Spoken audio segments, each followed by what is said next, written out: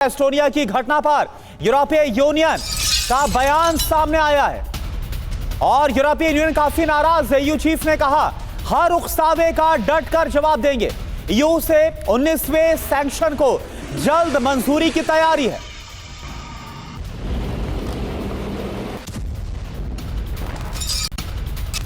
वहीं एस्टोनिया में रूसी फाइटर जेट्स की घुसपैठ पर बोले ट्रंप, रूस की ऐसी हरकत पसंद नहीं। ये ट्रंप ने कहा रूसी घुसपैठ से मुसीबत पैदा होगी। ये ट्रंप का बयान।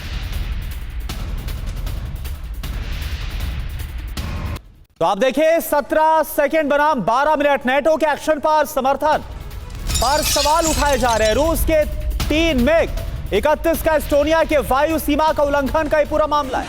नेटो ने जवाबी कार्रवाई में कई F-35 फाइटर जेट को रवाना किया था। रूसी फाइटर जेट पर 12 मिनट तक एस्टोनिया के एयर स्पेस में रहने का आरोप है। नेटो ने अपने आधिकारिक बयान को जारी किया और तत्काल एक्शन लेने का दावा किया गया। नेटो के एक्शन को लोग 2015 के तुर्की के एक्शन के साथ उसकी तुलना कर रहे हैं। नवंबर 2015 में रूसी जेट सुखोई 24 ने किया था 17 सेकंड के लिए तुर्की की सीमा का उल्लंघन। तुर्की ने 17 सेकंड के भीतर अपने F-16 से रूसी Su-24 को मार गिराया था। नेटो समर्थक तुर्की के एक्शन की नेटो के कल के एक्शन से तुलना की जा रही है। बिल्कुल, देखिए हालात किस तरह से दिन ब दिन खराब होते जा रहे हैं। मनीष, हमने एक कंपैरिजन भी दिखा दिया कि इसके पहले कैसे टर्की में ये स्थिति बनी थी तो वहां पर एक्शन हुआ। जिस तरह की चीजें हो रही हैं, क्या ये वाटर टेस्टिंग है या फिर बियॉन्ड वाटर टेस्टिंग अब मामला जा चुका है? क्योंकि ये रियल एक्शन है, ये ऐसा एक्शन है जिसमें सेकंड्स में कुछ भी हो सकता है। बिल्कुल सही बात है। देखिए मामला काफी गंभीर होता जा रहा है और कुछ सेकंड में धरती पर महाविनाश की तैयारी हो सकती है।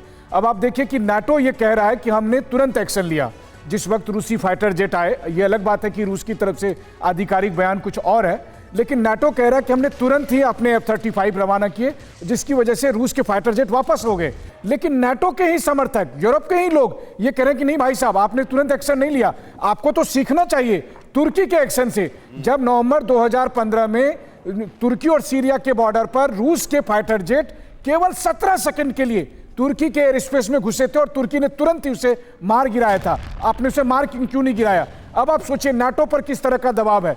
अगर नाटो ने यही काम किया जैसे पोलैंड के समय हुआ था कि उस समय उन्होंने अपने फाइटर जेट भेजे, या कल जब उन्होंने एस्टोनिया में फाइटर जेट भेजे, अगर नाटो ने किसी रूसी फाइटर जेट को गिरा दिया तो आपकी बात एकदम सही है, कुछ सेकंड में अगर ये काम हुआ उसके तुरंत बाद रूस और नाटो की आधिकारिक जंग शुरू हो जाएगी। तो अभी दोनों तरफ से मोर्चाबंदी हो चुकी है। बस ये है कि शुरुआत के लिए वो चिंगारी कौन लगाता है, यही देखने की चीज रहेगी। बिल्कुल, अभी तो स्थितियां बिल्कुल तनातनी की बढ़ चुकी हैं और सवाल यहां पर यही है कि क्या अगला कोई एक्शन अगर रूस की तरफ से होता है तो उसके बाद वो मंजर होगा जिसका डर सबको है।